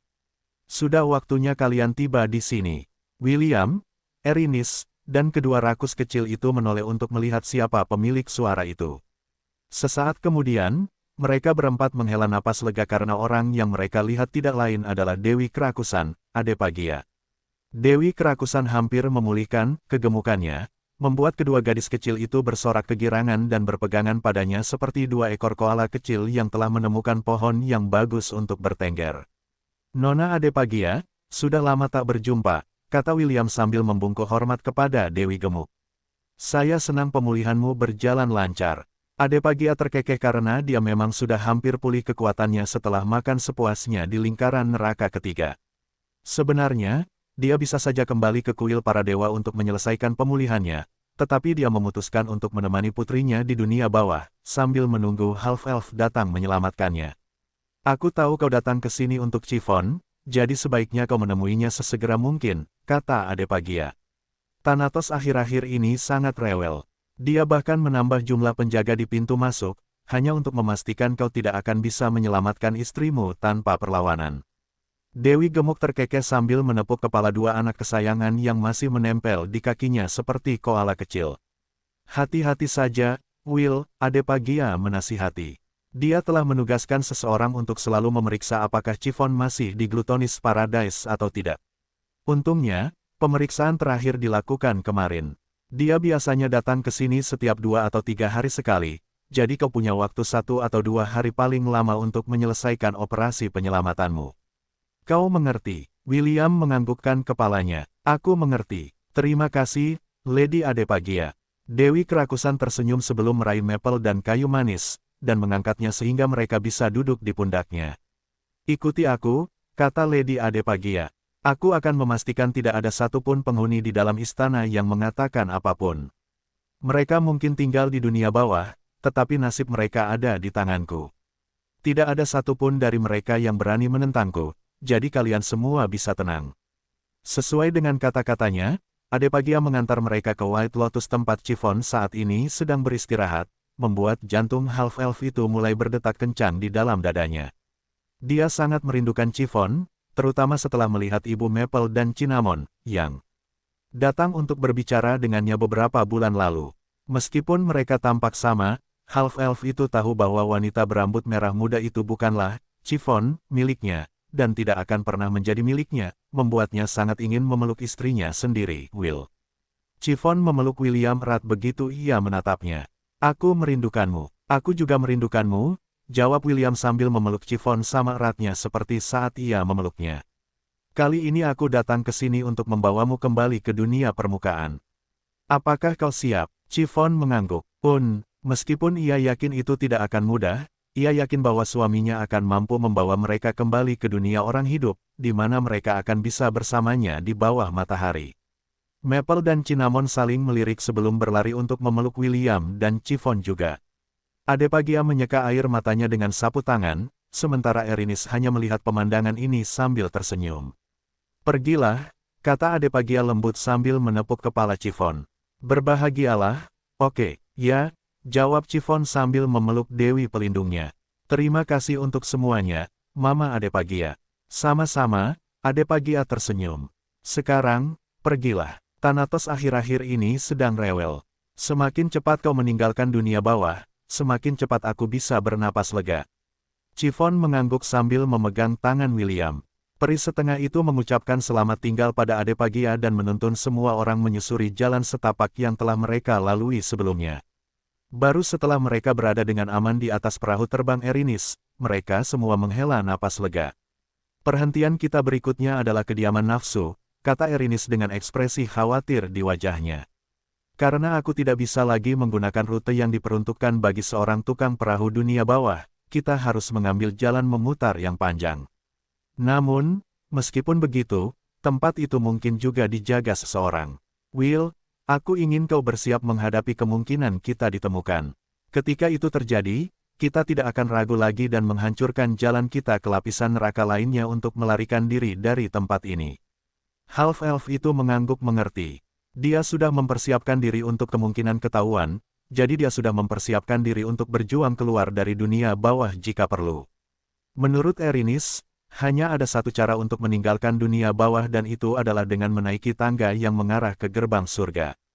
Ini adalah tangga yang sama yang digunakan William untuk membawa Erinis pergi dari dunia bawah, yang menyebabkan keretakan antara dia dan Dewa Kematian, yang juga merupakan ayah Halfling. Beberapa jam kemudian, kapal terbang itu akhirnya tiba di perbatasan Lust Abode. Namun, Erinis tidak berani mendesak kapal itu maju karena seluruh tempat itu dijaga oleh ribuan binatang buas, beberapa di antaranya memiliki sayap untuk berpatroli di langit Lust Abode.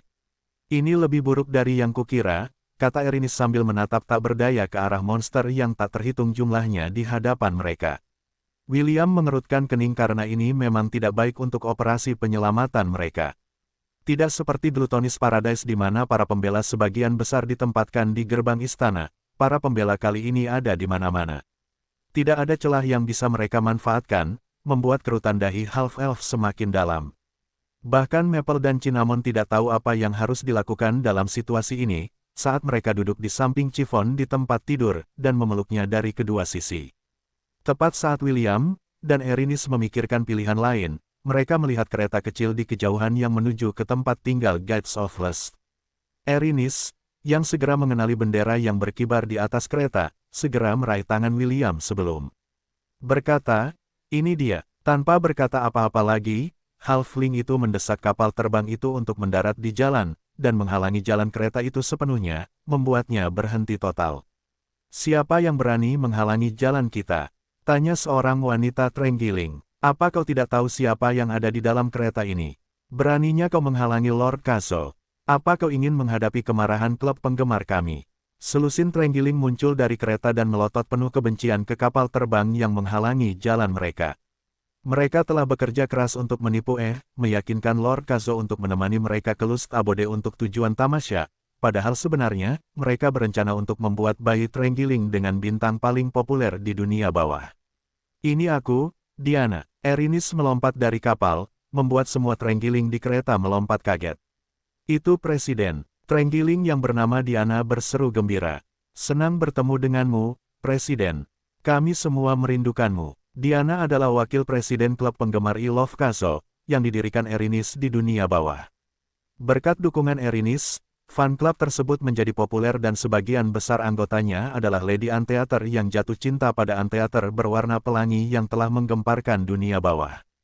"Presiden, kemana saja Anda?" "Presiden, kami telah merekam soundtrack terbaru Lord Kaso. Jangan khawatir, kami juga berhasil mendapatkan tanda tangannya." "Presiden, akan ada konser langsung lagi bulan depan, apakah Anda bisa datang dan menontonnya?" Semua Anteater mengelilingi Erinis dan dengan senang hati bertanya bagaimana keadaannya. Ketika klub baru saja didirikan, si Halfling lah yang telah merawat anggotanya dengan baik, dan karena itu, semua orang di klub memujanya. "Ah, itu kamu, Erinis." Kasogonaga melangkah keluar dari kereta sambil tersenyum. "Apakah Will mungkin bersamamu?" Anteater berwarna pelangi itu mengenakan kacamata hitam, dan pakaian yang mirip dengan yang dikenakan Elvis Presley saat ia masih hidup, yang membuatnya menonjol dari orang banyak. "Aku di sini," kata William saat ia mendarat di depan teman terenggilingnya. "Sudah lama tak berjumpa, Kasogonaga. Aku tahu kau akan kembali cepat atau lambat, Will," jawab Kasogonaga sambil tersenyum. "Kau tahu, kau ada di poster pencarian yang telah disebarkan di seluruh dunia bawah. Siapapun yang menangkapmu akan diberi kesempatan untuk memasuki siklus reinkarnasi dengan kehidupan ideal yang mereka pilih.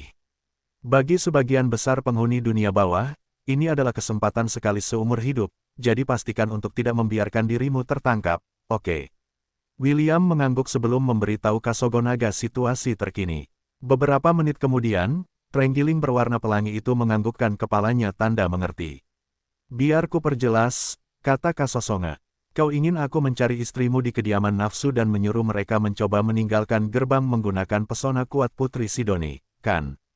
William mengangguk. Selama dia mampu memikat semua orang, mereka akan dapat pergi tanpa terlalu banyak masalah. Kasogonaga menyetujui rencana ini, dan kembali naik ke keretanya, bersama dengan para pemakan semut lainnya. Karena popularitasnya, Kasogonaga dan rombongannya dapat pergi kemana saja di dunia bawah. William, Erinis, dan Chiffon menyaksikan dengan napas tertahan saat kereta itu menuju gerbang kediaman nafsu. Karena mereka telah berkonsentrasi begitu keras pada kereta Kasogonaga, mereka tidak dapat melihat satu pun kapal terbang yang melayang di udara, 1 kilometer di belakang mereka. "Jadi, kau kembali, Erinis," kata Kali lembut. Erinis telah menjadi sahabatnya selama bertahun-tahun, dan dia dapat mengenali kapal terbang si Halfling dari jarak 1 mil. Saat ini, Kali ragu-ragu. Apakah dia harus memberitahu Dewa Kematian bahwa putrinya telah kembali ke dunia bawah, atau menyimpan informasi ini untuk dirinya sendiri, membiarkan sahabatnya mengejar kebahagiaan yang telah dia dambakan sepanjang hidupnya. Sementara Kali ragu-ragu, kereta terenggiling berwarna pelangi telah berhasil memasuki kediaman nafsu, yang memungkinkan William, Chiffon, dan Erinis untuk menghela napas lega. Baru ketika kereta itu menghilang dari pandangan, Erinis merasakan bahwa ada seorang pengangkut lain di dekatnya. Wajahnya berubah muram ketika dia menemukan bahwa ada sebuah kapal terbang tepat di belakangnya, membuatnya ingin menamparkan dirinya sendiri karena tidak memperhatikan lingkungan sekitar mereka. Namun, sebelum Erinis dapat menghukum dirinya sendiri, dia menerima pesan mental yang datang dari pengangkut yang telah menemukan identitasnya. Lama tidak bertemu, Erinis, kata Kali. Apakah kamu baik-baik saja selama tinggal di negeri orang hidup? Mata si halfling terbelalak kaget karena dia telah mengenali pemilik suara itu. Kali, apakah itu benar-benar kamu? Erinis bertanya balik. Pengangkut dari dunia bawah dapat berbicara satu sama lain melalui telepati, membuat komunikasi menjadi sangat mudah bagi mereka semua. Siapa lagi? Jawab Kali. Tetap saja, kau mengambil risiko besar untuk kembali ke sini. Kau seharusnya tetap tinggal di dunia permukaan.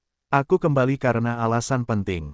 Aku yakin kau melakukannya. Kalau tidak, kau tidak akan berada di sini sekarang. Kali telah memutuskan untuk merahasiakan kembalinya Erinis ke dunia bawah. Setelah berada di sekitar Halling selama beberapa tahun, dia tidak tahan melihat Erinis tenggelam dalam keputusasaan setelah ayahnya mengurungnya di tempat yang jauh dari pandangan semua orang. Saat kedua tukang perahu itu berbicara, kapal mereka saling mendekati, hingga mereka mengapung berdampingan. William, yang juga memiliki kesempatan untuk bertemu Kali di masa lalu, memikirkan cara yang baik untuk mencegah mereka ditemukan. Namun, dia tahu bahwa apa yang akan dia usulkan juga mengandung risiko, dan bahkan dapat membahayakan keselamatan Kali jika ketahuan. Kau ingin bersembunyi di kapal terbangku. Wajah Kali memucat setelah mendengar usulan William. Dia hendak berteriak, apa kau sudah gila? Tetapi berhasil menahannya tepat waktu karena dia melihat ekspresi putus asa Erinis. Apakah kau tahu apa yang akan terjadi padaku jika mereka tahu bahwa aku menyembunyikan seorang penjahat yang dicari di dunia bawah? Kali melotot ke arah William. Apakah kau tahu seberapa serius pelanggaran ini? Tidak, jawab William. Maaf, lupakan apa yang kukatakan. Aku salah karena melibatkanmu dalam masalah kita. Erinis menundukkan kepalanya karena dia tidak ingin melibatkan Kali dalam sesuatu yang akan membuatnya dihukum berat oleh ayahnya. Menyembunyikan seorang penjahat dari dunia bawah sama saja dengan dicap sebagai pengkhianat. Dewa kematian paling tidak menyukai pengkhianat, dan dia tidak akan ragu menggunakan sabit mautnya untuk membelah jiwa mereka menjadi dua sebelum melemparkan mereka ke sungai api untuk menderita selama 1000 tahun. Maafkan aku, Erinis. Kali menundukkan kepalanya untuk meminta maaf. Aku bersedia merahasiakan kepulanganmu ke dunia bawah, tetapi aku tidak dapat membantumu dalam usaha yang berbahaya ini. Aku tidak ingin dihukum oleh ayahmu. Petik 2. Aku mengerti, Kali, jawab Erinis. Terima kasih telah merahasiakan kepulanganku ke dunia bawah. Itu saja sudah cukup. Kau harus pergi sekarang selagi bisa. Jika kau ketahuan bersama kami, keadaan akan menjadi sulit bagimu di masa depan. Kali menatap Erinis dengan tatapan minta maaf sebelum menganggukkan kepalanya. Hati-hati, Erinis, kata Kali. Kau juga, William. Pastikan untuk melindunginya. Dengan segala cara, jika sesuatu yang buruk terjadi padanya, aku tidak akan memaafkanmu, kau mengerti. William tersenyum sebelum menganggukkan kepalanya. Yakinlah, aku akan melindunginya dengan segala yang kumiliki. Terima kasih telah menjadi teman yang baik baginya. Kali tersenyum getir kepada sahabatnya sebelum mendesak kapal terbangnya untuk terbang menjauh. Tidak seperti Erinis, Kali telah mengalami bagaimana rasanya hidup di dunia permukaan. Ia telah meninggal dengan cara yang mengerikan, dan ketika ia terbangun di dunia bawah, ia mendapati dirinya sebagai salah satu dari sedikit orang yang telah dipilih untuk menjadi pengangkut jiwa dunia bawah. Kali sudah bahagia dengan apa yang dimilikinya saat ini, dan tidak ingin meminta apapun lagi. Ia bangga karena mampu mengangkut jiwa orang mati di dunia bawah, dan menganggap pekerjaannya sebagai hal terbaik di dunia. Ia tidak perlu lagi takut merasa lapar, terluka, atau bahkan mati. Semua yang ia butuhkan, dan semua yang ia inginkan, sudah menjadi miliknya untuk diambil, jadi membahayakan posisinya demi William tidaklah sepadan. Saat kapal terbang itu menghilang dari pandangan, si halfling menjadi lebih waspada terhadap sekelilingnya. Ia merasa beruntung bahwa yang menemukannya adalah Kali, dan bukan pengangkut jiwa lainnya. Jika yang terakhir, Dewa Kematian pasti sudah turun ke Lust Abode dan langsung menghadapi mereka. Karena Erinis fokus pada lingkungan sekitar, terserah William untuk fokus pada apa yang terjadi di gerbang Lust Abode. 1 jam berlalu, 2 jam, 3 jam, akhirnya, pada jam keempat, sesuatu yang tidak terduga terjadi. Ratusan orang keluar dari gerbang seolah-olah mereka hanya berjalan-jalan acak di luar Lust Abode. Tidak ada penjaga yang menghentikan mereka karena mereka tidak punya alasan untuk melakukannya. Mereka hanya diperintahkan untuk menjauhkan semua orang dari Lust Abode, dan tidak membiarkan semua orang berada di dalamnya. Bagi sebagian besar penghuni lingkaran neraka keempat, mereka tidak memiliki kebutuhan khusus untuk meninggalkan kota. Mereka semua bisa berzina dimanapun mereka mau, dan tidak ada yang akan peduli dengan apa yang mereka lakukan. Bahkan para penjaga tidak akan menghentikan mereka melakukan apa yang mereka inginkan. Di antara orang-orang yang keluar dari kota itu adalah Putri Sidoni, Morgana, dan Ashe. Setelah mendengar cerita Kasogonaga, ketiga wanita itu segera membuat rencana bagaimana mereka bertiga bisa melarikan diri dari Lust Abode tanpa terdeteksi oleh para penjaga. Rencana William untuk menyihir para penjaga tidak berhasil karena binatang-binatang itu adalah jenis yang berbeda dan tahan terhadap mantra sihir. Karena itu, Putri Sidoni dan Morgana memutuskan untuk menyihir orang-orang kota sebagai gantinya. Mereka percaya bahwa jika mereka bertiga keluar dari kota, mereka akan segera dihentikan oleh para penjaga. Namun, jika mereka berjumlah ratusan, maka itu akan menjadi masalah yang sama sekali berbeda. Sesuai rencana mereka dapat meninggalkan kota tanpa ketahuan oleh para penjaga. William, yang dapat berkomunikasi dengan istri-istrinya, secara telepati membimbing mereka ke tempat kapal Erinis bersembunyi. Reuni penuh air mata pun terjadi saat Putri Sidoni dan Morgana memeluk William sambil menangis. Ashe, yang lebih tenang daripada kedua wanita sucubus itu, memeluk remaja berambut merah itu dari belakang untuk merasakan kehangatannya. Sama seperti Chiffon, Putri Sidoni, dan Morgana, Ashe sangat merindukan half-elf itu. Kalau bukan karena situasi mereka saat ini, dia pasti sudah menyeretnya ke kamar lain dan berguling-guling di spray bersamanya. Sudah waktunya untuk kembali, kata William kepada ketiga wanita yang masih memeluknya erat. Kita bisa berpelukan sepuasnya, setelah kita meninggalkan tempat ini. Ketiga wanita itu akhirnya melepaskan kekasih mereka dan duduk di tempat tidur. Sebelum kita pergi, aku perlu menampung jiwa kalian di dalam botol-botol kristal ini, jelas William sambil menunjukkan botol-botol yang diberikan Katie kepadanya. Hanya dengan begitu aku bisa membawa kalian semua keluar dari dunia bawah. Botol-botol itu terbuat dari bahan khusus, jadi dia tidak bisa menyimpannya di dalam cincin penyimpanannya dan hanya menyimpannya di sakunya selama perjalanan. Chiffon, Putri Sidoni, Morgana, dan Ashe, tidak keberatan dengan usulan William. Satu persatu, jiwa para istrinya memasuki botol-botol itu tanpa masalah. Namun, begitu jiwa Ashe memasuki botol terakhir, pesawat terbang itu mulai berguncang, membuat wajah para half-elf dan halfling menjadi pucat. Dasar half-elf bajingan, raungan keras dan marah mengguncang seluruh lapisan keempat dunia bawah, saat Dewa Kematian muncul di langit di atas kediaman nafsu. Jubahnya yang compang camping berkibar tertiup angin, saat tangannya yang kurus memegang sabit kematian hitam, yang bilahnya sekarang berwarna merah tua.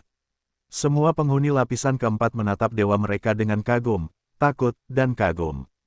Bagi mereka, Thanatos adalah hukum dunia bawah, dan apapun yang diinginkannya, akan menjadi kenyataan. Kembalikan putriku atau mati. Raungan Thanatos menggema di seluruh dunia bawah, membuat mereka yang mendengarnya gemetar. Erinis, yang berada di dalam kapal terbang, mulai bernapas dengan cepat karena rasa takut dan kaget yang menyerangnya pada saat yang bersamaan. Jangan khawatir, sepasang lengan yang kuat melingkari tubuh mungilnya, membuatnya sedikit tenang.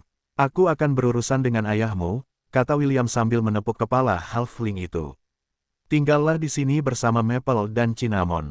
Aku akan menangani ini. Dia menyerahkan botol kristal, yang berisi jiwa istri-istrinya, kepada Erinis untuk diamankan. Tanpa sepatah kata pun, William meninggalkan kabin dan melayang di atas kapal terbang itu. Begitu dia muncul, Dewa Kematian itu menggeram.